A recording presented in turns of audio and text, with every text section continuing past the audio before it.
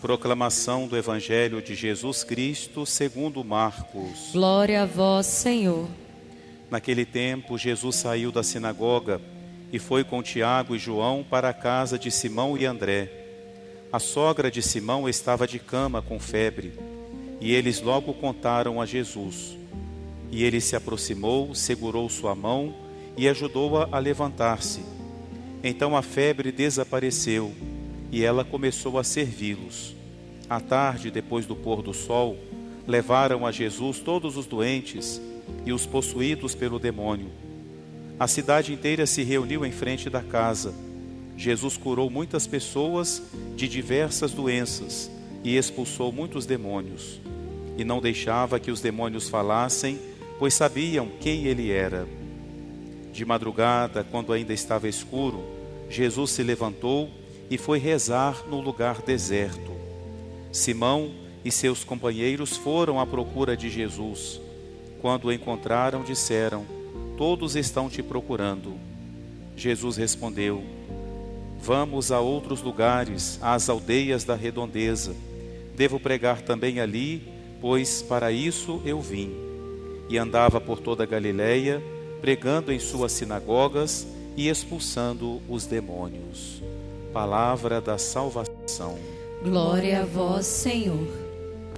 Queridos irmãos e irmãs, caríssimos ouvintes da nossa Rádio Diocesana, hoje na primeira leitura nós continuamos a ouvir a leitura do primeiro livro de Samuel. Essa história tão bonita, primeiramente a graça da própria concepção de Samuel, sua mãe que era estéril, e tanto rezou que Deus atendeu a sua súplica. E hoje nós vemos a vocação de Samuel, uma lição para nós desta leitura, onde nós vemos que Samuel ouvia Deus que chamava, mas não conseguia discernir que era Deus. Achava que era o sacerdote Eli. Samuel morava no templo, então ele escutou uma voz à noite: "Eli está me chamando." Foi até o quarto de Eli, 1, 2, 3 vezes. E então o sacerdote Eli, mais maduro, mais experiente, percebe que era Deus que estava chamando Samuel. Então o orienta como agir se ele escutar de novo a voz de Deus. A lição para nós é que nem sempre é fácil a gente saber exatamente o que Deus quer, a gente interpretar a vontade de Deus. Muitas vezes a gente pode se enganar, podemos não discernir claramente o que Deus está nos dizendo ou está nos pedindo. Por isso a importância para nós de fazermos boas leituras, sobretudo de nós termos a direção espiritual, alguém que vai nos orientar, que vai nos ajudar a discernir o que Deus quer para nós, porque nem sempre é fácil entender logo de início o que Deus quer. No Evangelho, nós vemos Jesus que sai da sinagoga e vai para a casa de Simão. E assim Jesus nos ensina que não só nós devemos encontrá-lo na igreja, no espaço religioso, mas também na nossa casa. A nossa casa deve ser um ambiente onde também exista a presença de Jesus. E Jesus ali realiza uma série de curas, primeiramente da sogra de Simão, que está com uma febre muito forte. Jesus a cura, e ela, como sinal de gratidão, se coloca a servir os que estão na casa. O nosso serviço, a nossa dedicação a Deus deve ser uma gratidão por aquilo que Deus já fez na nossa vida.